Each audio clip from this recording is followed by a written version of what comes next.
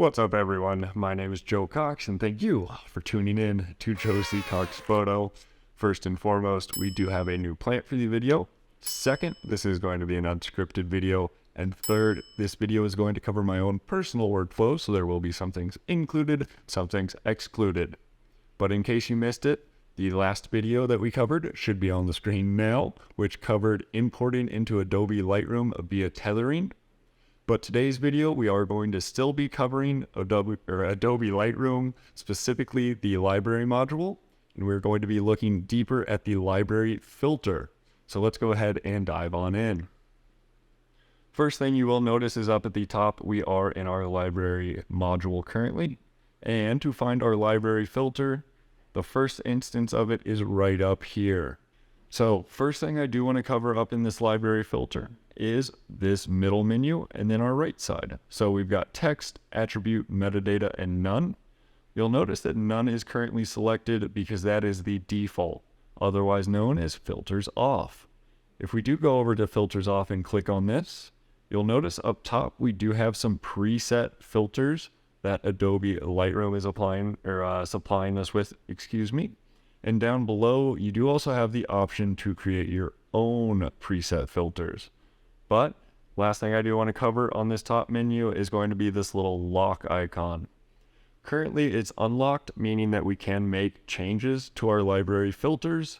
But if it's locked, it means your selection is going to be in place and the filters that you do have aren't going to allow your photos to change. So whatever you have is, I think I just explained that very poorly. It's a lock and unlock. It either makes things so you can change it or you can't. Simple as that.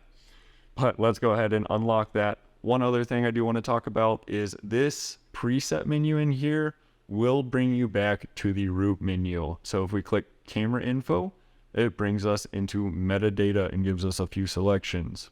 If we go into flagged, it brings us into the attribute data and gives us the flag. And you'll notice it got rid of all of our filters. One important thing to notice is it did stack our filter selections. So right now we are pulling from our metadata and either date, camera, lens, and label, as well as any flagged photos. But since we don't have any flagged photos, nothing is coming up. We're going to go ahead and turn both of those off. You'll notice we're now on none, but we went from filters off to no filter. Let's go ahead and go back down to filters off. Real quick, I'm going to show you the easiest way to make selections on photos so that you can easily filter between them. Whenever you're hovering over a photo, you'll notice some little symbols come up.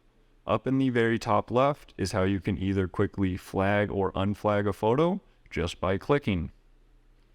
Down in the bottom, you'll notice some little dots. Each little dot is associated with a star rating. So if we click on the farthest left, the first dot, you get a 1-star rating. If we click on the farthest right, the 5th dot, you get a 5-star rating. If you ever want to unrate a photo, you just click on the star association that it currently has. So because this is a 5-star photo, we click on the 5th star. Now it is unrated. Lastly, you can color code your photos. This little grayed out rectangle right here, if you go ahead and click, you'll notice it gives you some color options. If we click red, it now gives us a red colored photo. But we're going to go ahead and turn that off. Now, I am going to go ahead and make some selections to these photos just so we can have a few examples moving forward. And let's color code this one. All right, so moving into text, everything we just did isn't going to apply here, but when we click on this, you'll notice we now have 3 searchable fields that are all working within a combination of each other. So the first is going to be our search target. Currently it's on any searchable field, but for today's example, we want file name. Additionally, down below file name, you'll see all these other searchable targets that you can select from. But we want file name. Next, we have contains all. And this is quite literally telling or specifying how our search is going to view the characters we're searching for. Hey you, yes you, quick announcement for the video. Did you know I make merch like coffee cups so you can always be sipping your favorite drink, hoodies so you can always be looking stylish, or even wall art to make sure that any room you're in feels like home. And there's so much more, and the best part is it's always getting added to. So not only do your contributions help improve this channel and further educate more people, but also a portion of those proceeds go to supporting the Semper Fi in America's Fund. So what are you waiting for? Go check out the link below and make sure you get after some of that cool merch. But I love you. You're beautiful people, and always remember that. Now, let's get back to the video. So you can force the search to contain all the characters you type in. You can make sure the search doesn't contain any of the characters you type in. It can be a random, kind of any order, anywhere, or you can additionally force the search to have the character start, or how do I explain that? Start with or end with that specified character. But we're going to go contains all. And before I do move into the search bar and start searching, one important note is with the file names. So because I'm selected on this 7th file, which was our tethered photo, you'll notice it has the name Lightroom tethering example. If I go to any of these other photos, and if I just go ahead and scroll over down here on this navigational bar, you'll notice they're all named something DSC followed by some numbers. That's with any of them. So now if we go back up into that search bar, and because we are searching by file name specifically, and it must contain all, if we typed in DS, there again, that little Lightroom photo is getting, or the tethered photo is getting removed. But if we type in LR, all of our DSC photos are now getting removed. So that's a real quick brief over the text filter. Moving into attribute, you do have a few different categories here. So we do have flag on the furthest left, and its first option is going to bring up any flagged photos. Let's unclick that. Next is unflagged. And then third is going to be rejected photos. Edits is either going to be edited photos, which we currently don't have any, versus unedited photos. Moving into rating, if we were to click on 1 star, you'd notice it's 1 star and higher. So anything with a 1 star or higher rating will get brought into our catalog. If we moved up to 3, it'd have to be 3 or higher. If you want it to be greater than or equal to, less than or equal to, or equal to, all you have to do is click. So we'll go back to is greater than or equal to, and we're going to turn off that star rating.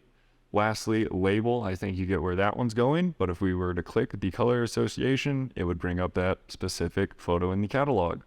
Last is going to be kind. In the kind, we either have original photos, virtual copies, or videos. Moving into metadata, we're not going to be covering all of this, but you'll notice we have 4 columns, and each column is specific. Currently, we've got date, camera, lens, and label. But if you go ahead and click on any of these, you'll notice you can change it to any of these options. On the right side of each column, you'll notice a different way to organize or categorize. But moving back into none, you'll notice we're back into filters off. One more thing I do want to kind of show you is my personal use. I really like to do filters off, flagged, and rated and unrated. This is my personal workflow. I think they're super easy to navigate between your photos that way. So whenever I do have a new import or something, let's say I took 100 photos, I'll go through that full list. I'll flag all the photos I initially like right off the bat, and then I'll go into that flagged photo list. And from the photos I like out of there, I'll start rating. And once you have it rated, there again, you can now go into attribute and have a specific flag and a star rating. So that's kind of how I like to break it down. And then you can also check and make sure the photos you don't have selected via unrated are there, and you can go back through those and see what you didn't like that might need to be liked. I'm coming back to add this in, but there is one more way to add selections to your photo, which we've done earlier in the video, and I do want to cover that real quick. So diving back into Lightroom, so going all the way up to the very top, if you click on photo up here, you can do all those selections that we had done earlier by set flag, set rating, and set color label. So if you are more comfortable just going up into this top menu, you can do it like that. A little bit of a longer video today, but I hope you did learn something new. It is very powerful stuff, especially for organizing. But yeah, so thank you for tuning in. I do appreciate that. As always, don't forget to subscribe. There's going to be a lot more information coming, and I don't want you to miss it. But have a good one. Bye.